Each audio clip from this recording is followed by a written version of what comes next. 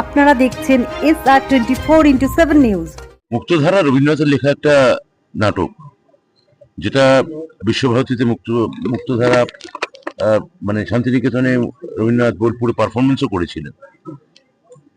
তা এই মুক্তধারা মূল ব্যাপারটা ছিল বাঁধ নিয়ে, এবং যেখানে বাঁধ দেওয়া হয়েছিল, বাঁধ জলে তোড় এসে ঢুকেছিল। তা আমরা এখানে মুক্তধারা মানে বলতে চাইছি যে মুক্ত চিন্তা, এবং সেটা থিয়েটারের মধ্য দিয়ে মুক্ত চিন্তার আগমন দমদমে আসুক। আমার মুখ্যমন্ত্রী মমতা বন্দ্যোপাধ্যায় তিনি এই বিকল্প সংস্কৃতিগুলিকে বরাবরই উৎসাহ দিয়েছেন, এখনো দেন। আপনারা জানেন যে বিভিন্ন লোকশিল্পীরা আমাদের সরকারের থেকে সরাসরি ভাতা পায়। লিটি ম্যাগাজিন মেলা সরকার আয়োজিত বাংলা একাডেমিতে লন্ডন চত্বরে কিছুদিন আগে মুখ্যমন্ত্রী প্রত্যক্ষ প্রণোদনায় অনুষ্ঠিত হলো। তা আমরাও আমাদের এলাকায় ছোটখাটো এই ধরনের অনুষ্ঠান করি। এই কিছুদিন আগে বইমেলা একটা করেছি, আবার এখন এই একটা থিয়েটার ফেস্টিভ্যাল, কিন্তু এটা ওয়ান অ্যাক্ট থিয়েটার ফেস্টিভ্যাল।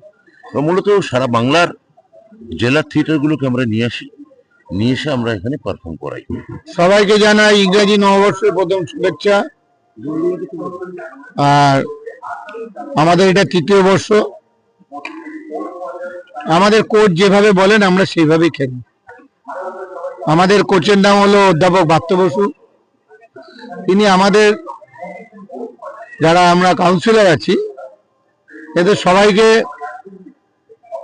এক একজনকে এক একটা দায়িত্ব দিয়ে, আমাকে যেমন মুক্তধারা নাটকের অনুষ্ঠান করতে বলেছে তাই করি, কাউকে দিয়ে বইমেলা, কাউকে দিয়ে মার্গ সঙ্গীত, কাউকে দিয়ে যাত্রা।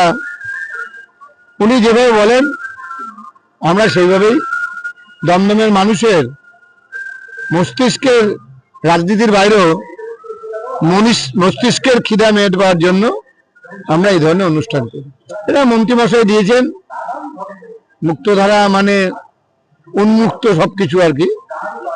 মানে আমরা এই কদিন রাজনীতির বা সামাজিক ব্যস্ততার বাইরে মুক্ত বাতাস যাকে বলে, এটা একটা অসাধারণ প্রচেষ্টা। একাঙ্ক নাটক তো বেশি হয় না, বেশি লোক দেখে না। প্রাপ্ত বসুর উৎসাহে সুরজিৎ এবং গীতা তারা এই উৎসব করছে। সংক্ষিপ্ত নাটক, 1 ঘন্টার মধ্যে মানুষ দেখুন এবং উপভোগ করুন।